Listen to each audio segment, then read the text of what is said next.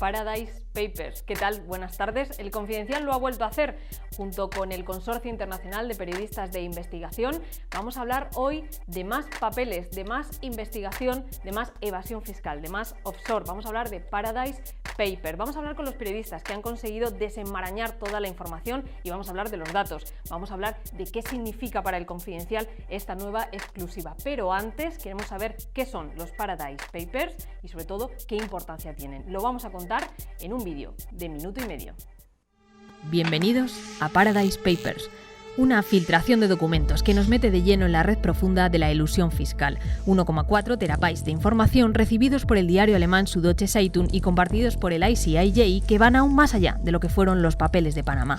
Hablamos de 13,4 millones de documentos procedentes de 19 jurisdicciones opacas distribuidas por todo el planeta y por las firmas Asia City Trust y Appleby, dos importantes proveedores de servicios offshore. Fundada en 1898, Appleby forma parte del conocido como Círculo Mágico Offshore, un lugar reservado para los clientes más ricos y expertos de esta industria. A diferencia de Mossack Fonseca, protagonista de los papeles de Panamá, Appleby es una compañía que trabaja principalmente con multimillonarios y grandes multinacionales. Su especialidad es diseñar y crear complejos entramados societarios para aprovechar los vacíos de la legislación internacional y así facilitar a sus clientes eludir sus obligaciones fiscales. En un primer nivel, Appleby crea una serie de sociedades fantasma que aparentan tener una actividad real, pero que operan de forma ficticia. Y en lo más profundo del sistema, trust y complejas estructuras offshore que ocultan y mueven los beneficios y el patrimonio de los clientes con absoluta impunidad. Así, gracias a un puñado de resquicios legales y al asesoramiento de Appleby, las grandes fortunas reducen al máximo los costes tributarios de su actividad. Un viaje laberíntico por las profundidades del sistema fiscal internacional en el que el dinero regresa intacto al bolsillo del que salió.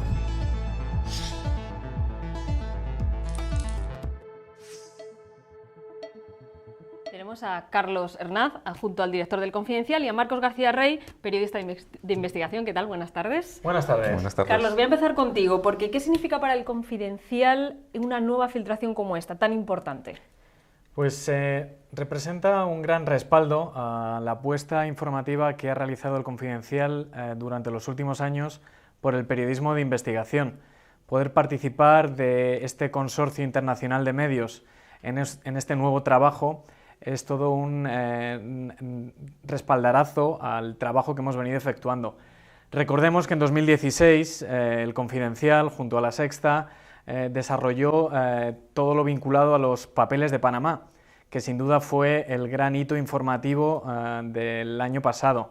Pero si hacemos memoria, el Confidencial viene participando en estos trabajos en equipo internacional desde los denominados Offshore Leaks, que fue la primera gran filtración en la que el Confidencial fue el primer medio español en participar y gracias a aquella apuesta hemos podido seguir contribuyendo en los sucesivos trabajos internacionales que han tratado de desenmarañar todo lo vinculado a los paraísos fiscales.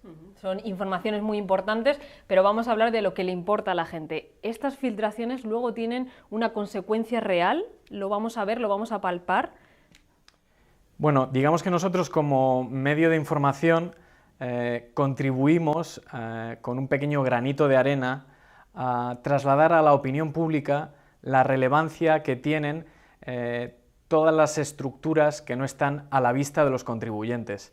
Evidentemente, detrás de estas figuras, de estos trusts, estas corporaciones pantalla, hay grandes multinacionales y grandes fortunas que durante años se han beneficiado de una estructura opaca para evitar contribuir al fisco como les corresponde.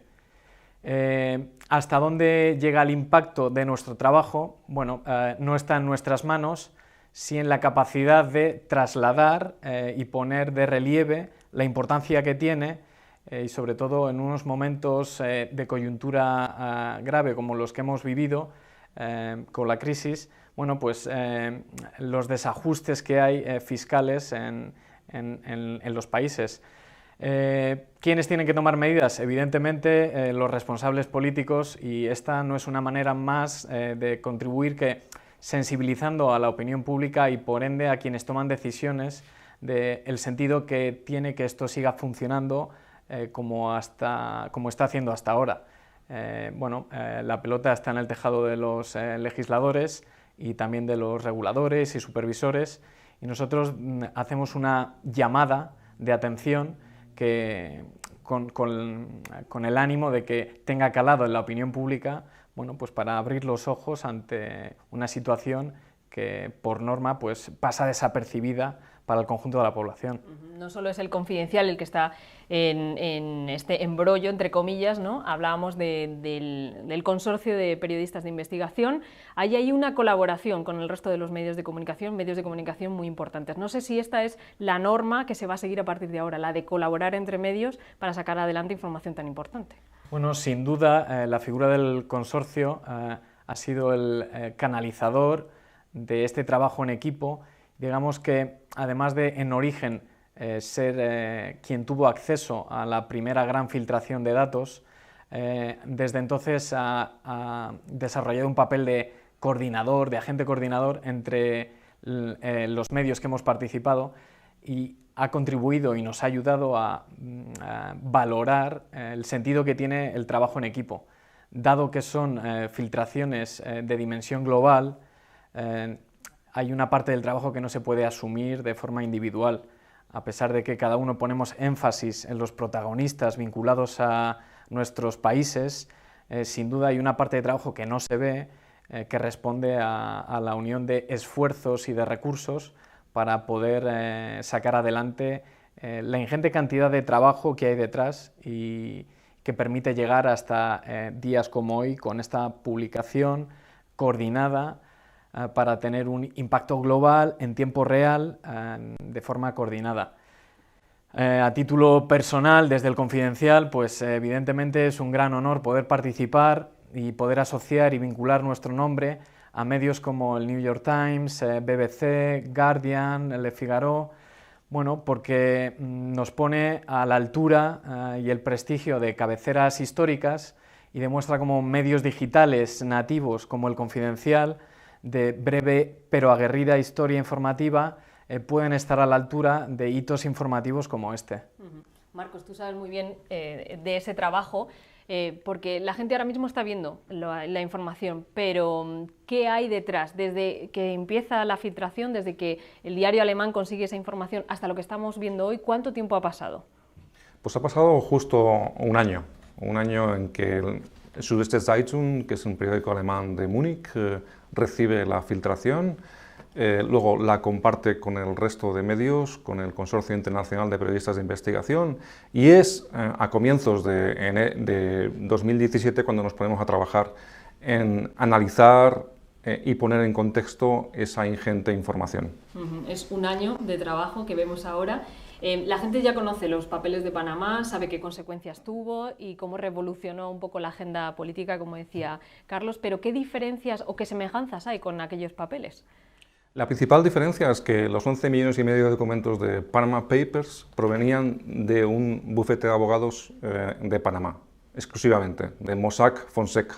En este caso no, en este caso proviene de dos bufetes de abogados, uno se llama Appleby, que se fundó en las Islas Bermuda, otro de Asia City en Singapur, pero luego también tenemos muchísima documentación de 19 jurisdicciones más o menos opacas. Algunas de ellas son paraísos fiscales, otras simplemente son jurisdicciones opacas. Tenemos desde Malta, Líbano, Labuan, todas las islas del Caribe que nos imaginamos que son paraísos fiscales, pero también otras islas del Pacífico como las Islas Cook. Esa quizás es la mayor diferencia. Panama Papers, documentación de un solo despacho de abogados, en este caso no. Tenemos la mitad de la información de los documentos, en total son 13,5 millones, 6,5 millones provienen de Appleby. Appleby es un despacho de abogados muy profesional, que siempre ha tenido muy buena imagen, que practica, que provee servicios offshore fundamentalmente a a multimillonarios, a grandes fortunas y a multinacionales. Entonces estamos hablando de documentación más compleja de analizar, más compleja de investigar, porque Appleby es muchísimo más profesional que Mossack Fonseca. Entonces vemos que la documentación, las redes offshore, las redes en paraísos fiscales son más complicadas, más complejas, más profesionales, y es ahí donde radica la complejidad y al mismo tiempo la diferencia con Panama Papers. Appleby es un profesional, ¿no?, de Mossack Fonseca. Era una parte muy pequeña, parecía que iba a ser muy grande, pero Appleby es pues eso, un gigante, ¿no?, de todo esto. Sí, Appleby se conoce como el círculo mágico offshore. Pues Appleby es una de las grandes firmas de abogados que están en ese círculo mágico offshore, que digamos que es la élite, el top mundial de provisión de servicios en paraísos fiscales. Appleby, si Mossack Fonseca digamos que era un hotel de 2 estrellas junto a una estación de tren de una ciudad, Appleby es el hotel de 5 estrellas. Esa es la gran diferencia entre Mossack Fonseca y Appleby. Cuando analizamos los documentos lo vemos en la calidad de la información. Appleby es muy profesional, sus emails siempre son muy profesionales. En el caso de Mossack Fonseca era todo como más de andar por casa. ¿Ha sido un trabajo más difícil entonces a la hora de conocer esos documentos y desenmarañar, que decía yo al principio? Es más difícil el análisis de la información porque Appleby trabaja con grandes multinacionales, con supermillonarios, y la ocultación de esa elusión o evasión de impuestos es más compleja. Y entonces sí, trabajar con esa documentación exige un esfuerzo mayor. Con Mossack Fonseca era más fácil.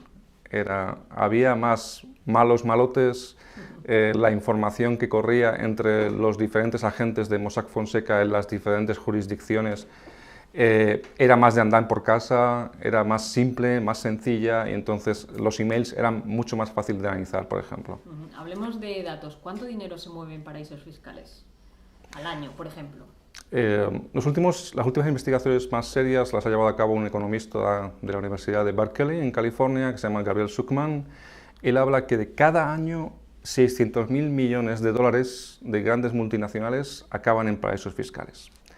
600.000 millones de dólares viene a ser prácticamente la mitad del PIB español. Él también, gracias a investigaciones como las que ha llevado a cabo el Consorcio Internacional de Periodistas de Investigación junto al Confidencial en los últimos años, él ha podido acceder a esa información que se ha publicado y ha calculado con rigor y con análisis científicos que más o menos el 10% de la riqueza mundial está en paraísos fiscales. Si bajamos al nivel de España, él calcula que hasta 11.000 millones de euros cada año se van hacia paraísos fiscales o jurisdicciones opacas, o bien por la elusión de impuestos de grandes multinacionales o por la propia evasión de impuestos de multimillonarios.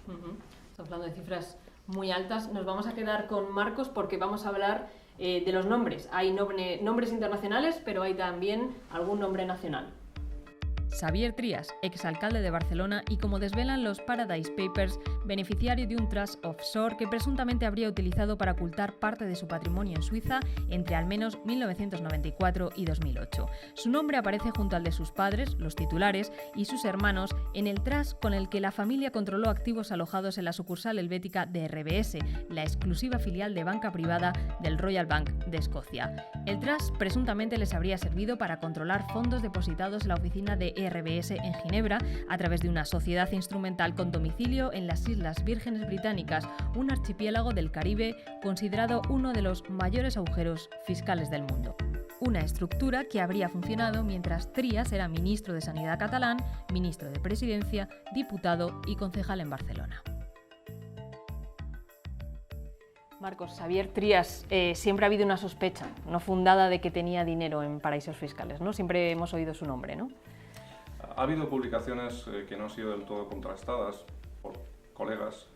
De hecho, Xavier Trias, el propio 3 de noviembre pasado, el viernes pasado, aseguró en un programa de Onda Cero que aquellas informaciones habían sido producto de un ataque personal del Estado contra opositores políticos como él.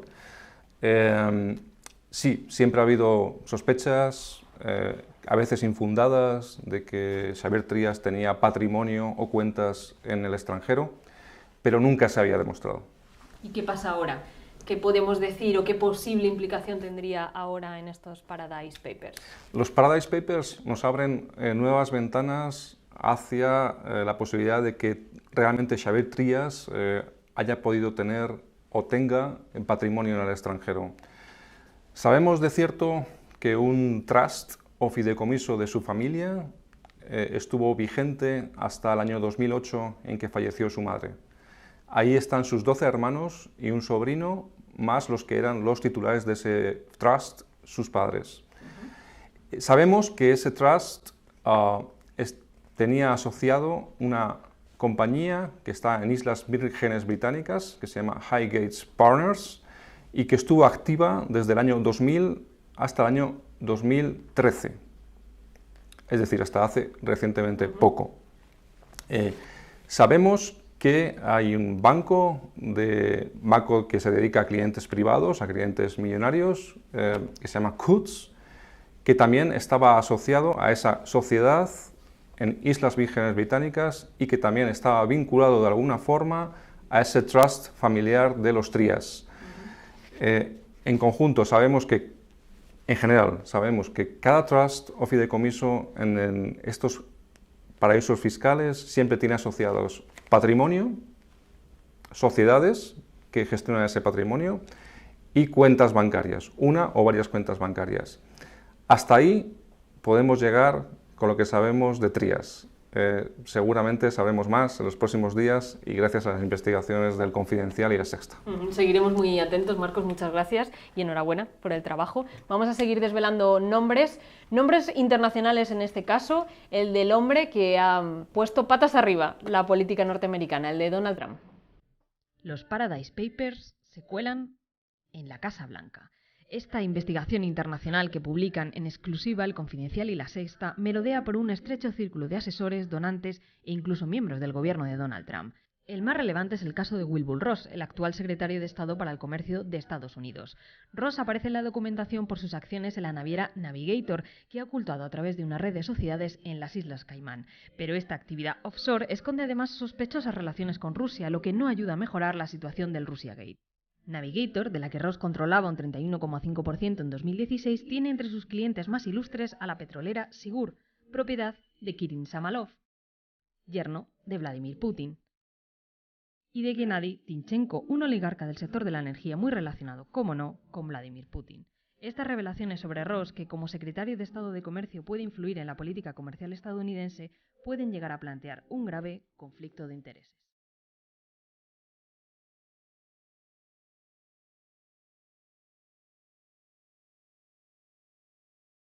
Ángel Martínez, Daniel Iriarte, periodistas de Internacional, del Confidencial, buenas tardes. Hola, buenas tardes. Vamos a empezar contigo, Ángel, que has desarrollado e investigado mucho sobre Donald Trump. En este caso, la infiltración no implica directamente a Donald Trump, pero sí a su secretario de Comercio. Él es Wilbur Ross, pero cuéntanos quién es este señor, aparte de secretario de Comercio. Bueno, Ross es un inversor, un veterano inversor de 79 años, que durante su etapa en Wall Street se especializó en las inversiones de riesgo. Es decir, cuando una empresa estaba al borde del precipicio, Ross acudía a su rescate. En algunas ocasiones salvó miles de empleos y en otras devoró los restos de la empresa, ¿no? En una de estas operaciones, Ross rescató a Trump, que fue en 1991, cuando Trump había hundido su casino hotel, ¿no? Financiándolo con bonos basura al 14% de interés, ¿no? Desde aquel entonces, Ross y Trump se hicieron amigos y vecinos, o sea, viven a 2 manzanas de distancia en Nueva York y comparten la misma avenida en Palm Beach, donde veranean en Florida, ¿no? Bueno, como secretario de Comercio, Ross ha sido el encargado de ejecutar un ajuste ideológico de enorme calado, que es por primera vez en décadas el gobierno estadounidense no se adhiere firmemente al credo del libre comercio. No, entonces, Ross lo que ha hecho para ejecutar este ajuste es subir las tarifas a los productos extranjeros o renegociar o cancelar tratados como el NAFTA, ¿vale? Bueno, la información que contienen los Paradise Papers sobre Ross es que Ross ha utilizado una red de sociedades en las Islas Caimán, ¿vale?, para ocultar sus intereses en la naviera Navigator, ¿vale? En 2016, Ross poseía un 31,5% de esta compañía, entre cuyos clientes más destacados está la petrolera Sigur, que es propiedad del yerno de Putin y de un oligarca del sector energético muy relacionado con el presidente ruso. ¿Vale? Bueno, dado que Ross es secretario de Comercio e influye en la política comercial de Estados Unidos, el hecho de que su empresa mantenga relaciones con una compañía del sector energético genera un grave conflicto de intereses. Volvemos a hablar además de Rusia, volvemos a hablar de Vladimir Putin y de Donald Trump, supongo que volvemos a hablar de Russiagate, o sea, volvemos a hablar otra vez de Rusia y de Trump, ¿no? Sí, en efecto, el Russiagate, la injerencia de Rusia en las elecciones de Estados Unidos en favor de Donald Trump ha marcado la presidencia de Trump desde el principio, ¿vale? En el Russiagate, que sería el ejemplo más paradigmático de la nueva Guerra Fría, están implicados los pesos pesados del círculo más íntimo del presidente. Es decir, está su hijo mayor, Donald Trump Jr., su yerno y asesor, Jared Kushner, el general Michael Flynn, que era su asesor de seguridad nacional, o el fiscal Jeff Sessions, por ejemplo, ¿no? Mientras tanto, el fiscal especial designado para esta investigación, Robert Mueller, está investigando al presidente por un posible delito de obstrucción a la justicia, lo que desencadenaría un proceso de impeachment. Hablamos del impeachment, pero no sé si esto puede mover un poco más las cosas para que se produzca ese impeachment, que creo que es un poco más complicado que todo esto, ¿no? Depende de cómo avance la investigación. Es obvio que es una piedra más dentro del proceso del posible impeachment, ¿no? Lo que es cierto es que, al igual que la injerencia rusa ha marcado la presidencia de Trump desde el principio, siempre se ha comentado la posibilidad de que se produjera un impeachment, ¿no?, contra el presidente Trump.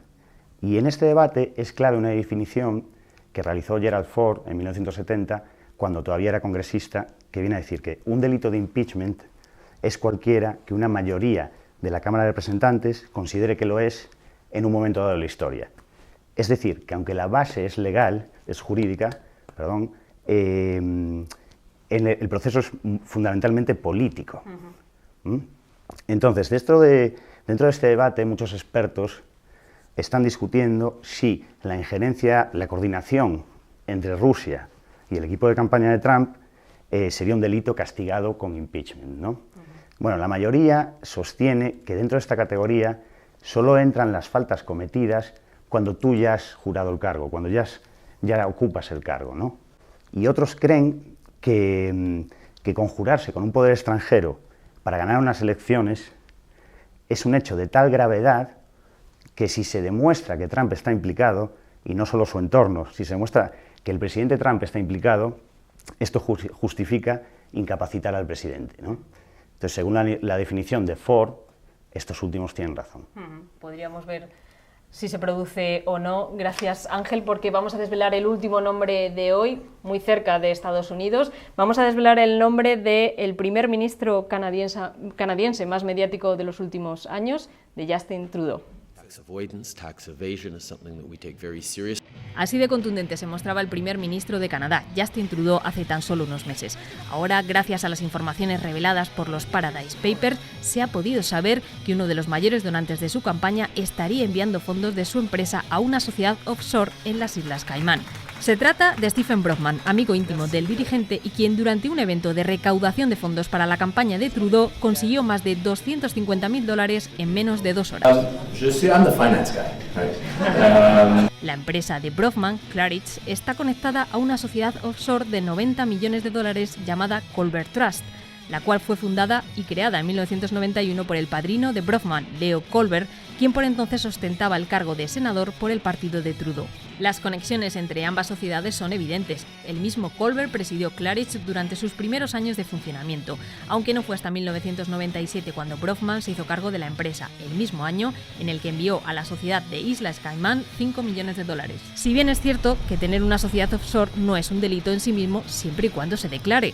Según la legislación canadiense, para que una sociedad sea considerada offshore deberá operar completamente en el paraíso fiscal correspondiente.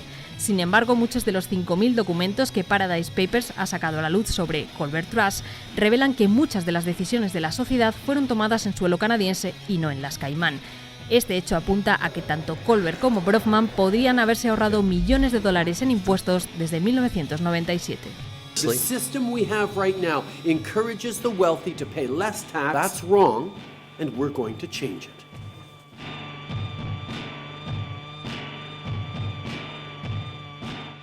No es tanto Daniel Trudeau en este caso como uno de los mayores donantes de la campaña. Hablamos de Steve Bronfman. ¿Quién es este señor? Porque sí que es bastante más complicado conocerlo, ¿no? Fuera de Canadá. Stephen Bronfman es el director y uno de los máximos responsables del fondo Claridge, que es uno de los principales fondos de inversión de Canadá. Es además heredero de una de las principales fortunas del país. Su abuelo Samuel Bronfman se hizo rico llevando alcohol de contrabando desde Canadá a Estados Unidos durante la ley seca, y eso fue el origen del emporio Seagram, la conocida marca de Ginebra, que aunque ya no pertenece a la familia desde el año 2000, sus beneficios les permitieron invertir en otros sectores como la automoción, en Cadillac, en varios estudios de Hollywood, en propiedades en Manhattan de lujo, etc.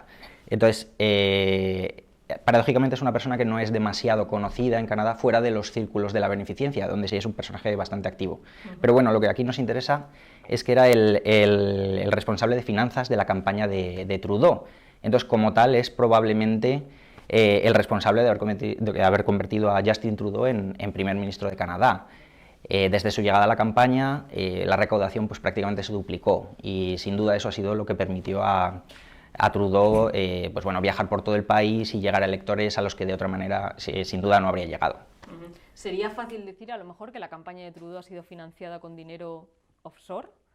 Bueno, aquí de lo que estamos hablando es de que hay dos grandes familias, que son los Bronfman y los Colbert, dos familias muy relacionadas entre sí, tanto en lo personal como en lo financiero, que a través de sociedades offshore en Panamá han realizado grandes movimientos de capital, que los expertos consideran que probablemente indican un intento de evadir el pago de cientos de millones de dólares de impuestos.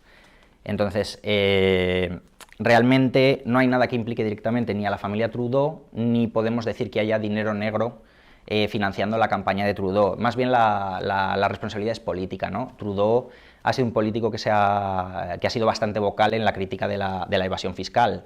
Hay que recordar que, por ejemplo, tras las revelaciones de los papeles de Panamá, se jactaba de que su gobierno había aumentado en más de 300 millones de dólares la financiación de la agencia tributaria para luchar contra la evasión de impuestos.